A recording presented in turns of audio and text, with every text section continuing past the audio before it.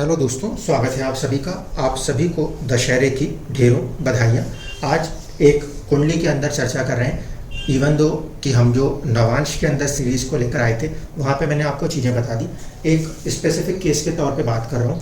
क्या होता है कि जब राहु जैसे ग्रह आत्मकारक रूप से दिखाई देने लगता है तो हम वहाँ पे नहीं समझ पाते कि क्या करना है क्या नहीं करना।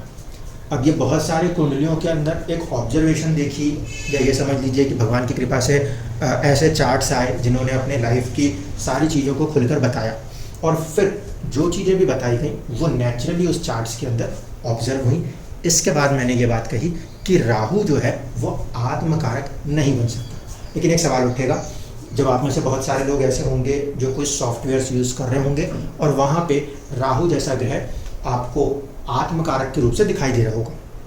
मैं इसमें किसी की गलती नहीं मानता। रीज़न ये कि हम सॉफ्टवेयर्स को ट्रेंड करते हैं अपने दिमाग के तहत, तो सॉफ्टवेयर ने कोई चीज़ हमें दिखाती, लेकिन जो कुछ सर्टेन बेसिक्स हैं उसको लेके चलने की कोशिश करेंगे और फिर समझेंगे यदि आपकी कुंडली में राहु आत्मकारक ग्रह बन रहा हो तो उसको फिर रिप्लेस कैसे करना होगा।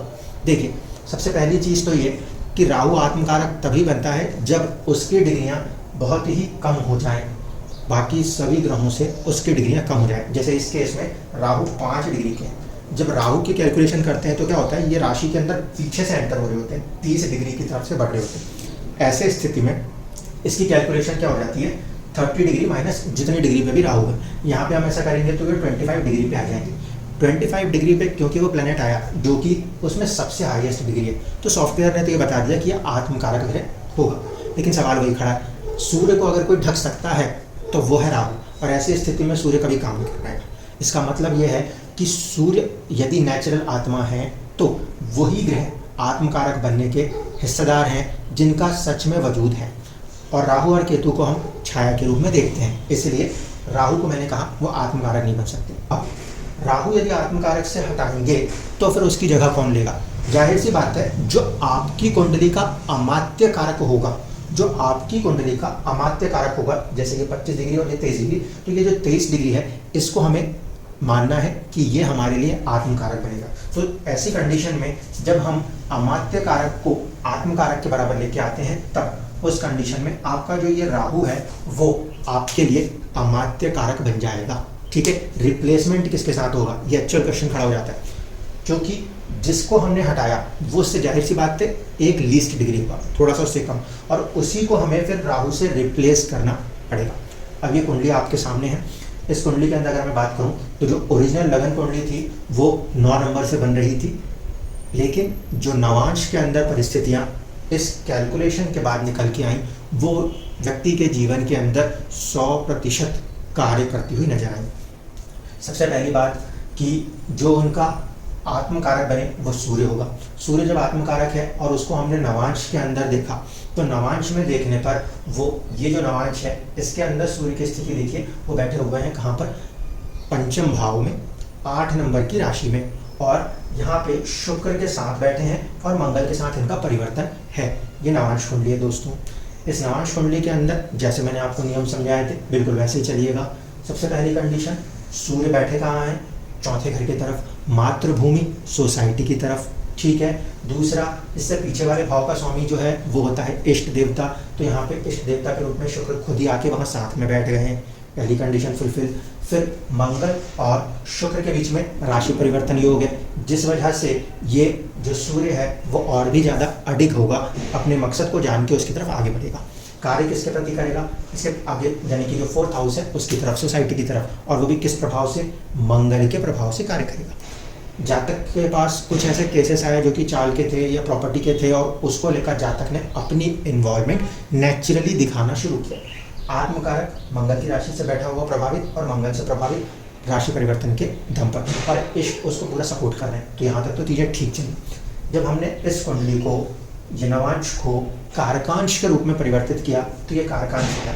इस कारकांश के आने पर जब ये सूर्य आत्मकारक है तो व्यक्ति के जीवन में चाहे जितनी भी कठोर परेशानियां आई, व्यक्ति अपनी परिस्थिति से कभी भी हिला नहीं, अडिग बना रहा। सूर्य का प्रभाव प्राउड वाली बात होती है, सूर्य का प्रभाव मर्यादा वाली बात होती है। कहीं ना कहीं वो चीज़ें जो हैं वो यहाँ जुड़ी हुई नजर आती है। और ये जो आत्मकारक ग्रह बन रहा है ये कारकांश के 10th को प्रभावित कर रहा है और वहीं का स्वामी होकर, इसीलिए व्यक्ति किसी भी कंडीशन में किसी भी कीमत पे अपने प्राइड के साथ कोई समझौता कभी भी बर्दाश्त नहीं कर पाएगा। अब ये तो पहली कंडीशन हुई जिससे हमें ये समझ में आया कि सूर्य यहाँ अमात्य कारक नहीं आत्मकारक का रोल निभा रहा है। अब जब ये कुंडली बन रही है तो इस कुंडली के अंदर हम देखें भाग्य भाव के अंदर मंगल का जाके नीच राशि होना, जो कि पहले और छठे भाव के स्वामी है, ठीक है। इसकी वजह से कहीं ना कहीं कोई संघर्ष आवश्यक रूप से देखने को मिलेगा।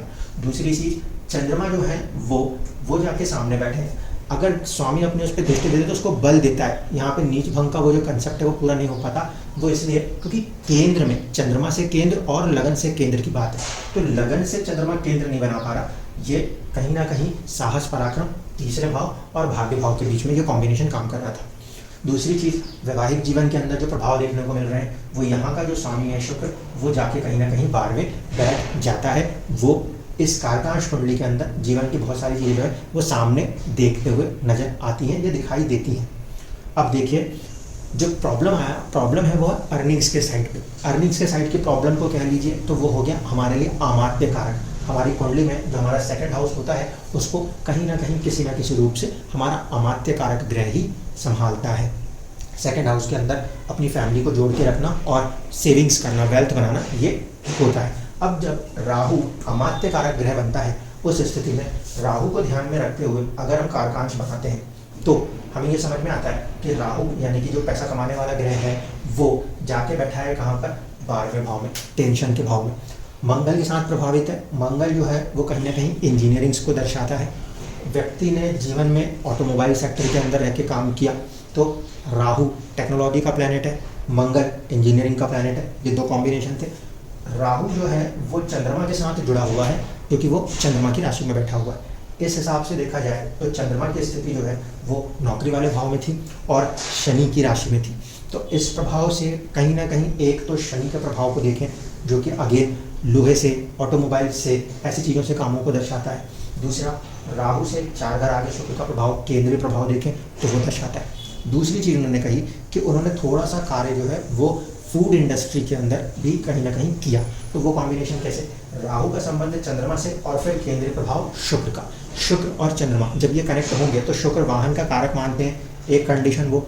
मंगल इंजीनियरिंग्स का कारण है, शनि भी कहीं ना कहीं कुछ हद तक इंजीनियरिंग्स का कारण है, तो ऐसे सेक्टर्स में काम। दूसरा, शुक्र और चंद्रमा ये खाद्य पदार्थ, फूड प्रोडक्ट्स के कामों को भी दर्शाते हैं। तो यहाँ ये जो आपका अमात्य कारक बनता हुआ नजर आता है राहु, उसमें एक अनसर्टेनिटी जीवन के अंदर कमाई को लेकर बरकरार रखते हुए ये कॉम्बिनेशन जीवन के अंदर कार्य करते हुए काफ़ी हद तक नजर आया दोस्तों। इसीलिए जब कभी भी किसी भी कुंडली के अंदर अगर राहु आत्मकारक ग्रह दिख रहा हो तो राहु का रिप्लेसमेंट जो होगा वो जाहिर सी बात है अमात्य कारक से होगा। यहाँ पर क्योंकि राहु चंद्रमा की राशि से और जो हम बना रहे हैं इसके रिस्पेक्ट में चार्ट जो 12th में आ रहा है, इसलिए प्रॉब्लमेटिक थोड़ा सा ज़्यादा हो रहा है, टेंशन थोड़े से ज़्यादा दे रहा है, खर्चे थोड़े से ज़्यादा दिखा रहा है। फिर दूसरे ग्रहों के साथ प्रभाव में आने के कारण भी कहीं ना कहीं किसी रूप में प्रभावित होता नजर आ रहा है। हो सकता है आप लोगों की कुंडली में ये प्लेसमेंट जो है ना वो चेंज हो जाए। प्लेसमेंट चेंज हो जाएगी तो जैसे यहाँ पे टेंशन की बात हो रही है वो टेंशन की बात खत्म हो जाएगी, वो दूसरे किसी रूप के अंदर पॉजिटिवली रिजल्ट्स कर सकता है। लेकिन वही चीज़ है, ये स्पेसिफिकली उस केस के लिए बता रहा हूँ जहाँ पे आपको राहु की डिग्री कम देखने को मिलेगी, जिसकी वजह से राहु को हम आत्मकारक मानेंगे। वहाँ पे अगर वैसा कोई चार्ट होता है और आपको लगता है कि जो मैंने इतने पिछले 9 दिनों में आपको चीज़ें बताई हैं ये कार्य नहीं कर रही, तो बस उसमें यही करिएगा, अपने अमात्य कारक को अपने आत्मकारक से रिप्लेस कर दीजिएगा और अपने आत्मकारक को अपने अमात्य कारक से रिप्लेस कीजिएगा और फिर उसी कॉम्बिनेशन के साथ सारी चीज़ों को देखिएगा। आपको खुद अपने अंदर से नजर आएगा कि जितनी बातें बताई गई हैं वो नेचुरली उस तरीके से कनेक्ट हो रही हैं या नहीं हो रही। जहाँ कहीं पर भी बात योग को लेकर होगी दोस्तों, यानी जो जस्ट पिछला वीडियो था वो ध्यान रखिएगा, वो उस योग को कारकांश पे ही लगाइएगा। वो इसीलिए क्योंकि जितने भी क्लासिकल टेक्स्ट्स हैं वो कारकांश को एक प्रकार से लगन मानते हैं। कहीं पर भी ऐसा ना तो व्याख्यान दिया गया है ना कोई ऐसा प्रेजेंटेशन है जिसमें ये बोला गया हो कि हम अमात्य कारक और दूसरे कारकों से कोई चार्ट बनाएं और उसमें कॉम्बिनेशन बनाएं। इसलिए जो ऑथेंटिक बनेगा हमारे लिए किसी भी प्रकार के राजयोग या धन योगों को कुंडली के अंदर देखना, वो सारे के सारे आपको उस कारकांश में देखना है जो कि हम आपके आत्मकारक के सिचुएशन से लेकर चलते हैं। जैसे कि ये कुंडली है, इस कुंडली के अंदर सूर्य खुद एक केंद्र के स्वामी है, केंद्र में बैठे हुए हैं, तो अपने मान सम्मान, अपनी प्रतिष्ठा को मेंटेन रखने की कोशिश कर रहे हैं। इस कुंडली के अंदर first house Lord, sixth house Lord होने के कारण केंद्र का स्वामी है, लेकिन एक त्रिक भाव का स्वामी है, वो अपने आप में कोई बड़ा योग बनाने की स्थिति नहीं दिखाता। दूसरी कंडीशन, शनि यहाँ पे पराक्रम का स्वामी है और फिर चौथे भाव का स्वामी है। इसका संबंध गुरु के साथ बनना, इसको एक पॉजिटिविटी जरूर देता है, क्योंकि ये तीसरे भाव के स्वामी को हमने इतना नेगेटिव रीड नहीं किया है, लेकिन शनि के साथ अगर संबंध बन रहा है तो जीवन के अंदर जो चीज़ें आएंगी वो धीरे धीरे शनि शनि होकर आएंगी, इसको ध्यान रखना पड़ेगा। यहाँ पे ये जो कॉम्बिनेशन है गुरु और शनि का, ये क्योंकि 11th हाउस में 11th हाउस के स्वामी को प्रभावित कर रहा है, और ये 11th हाउस का स्वामी खुद अपने आप में एक 8th हाउस लॉर्ड है। ऐसे स्थिति में यहाँ पे ये जो कॉम्बिनेशन बन रहा है, केंद्र और त्रिकोण के स्वामी का एक संबंध जो बन रहा है दोस्तों, उसको इस बुध के प्रभाव की वजह से कहीं ना कहीं अड़चने महसूस करनी पड़ेगी, क्योंकि ये अष्टम एक त्रिक भाव के स्वामी के साथ आके जुड़ गया है। इसीलिए जब भी किसी योग को भी रीड करना है तो कारकांश से करना है और सारे तथ्यों को ध्यान में रखकर ही कीजिएगा, तो फिर चीज़ें बिल्कुल एग्जैक्टली आपको बैठती हुई नजर आएंगी। धन्यवाद।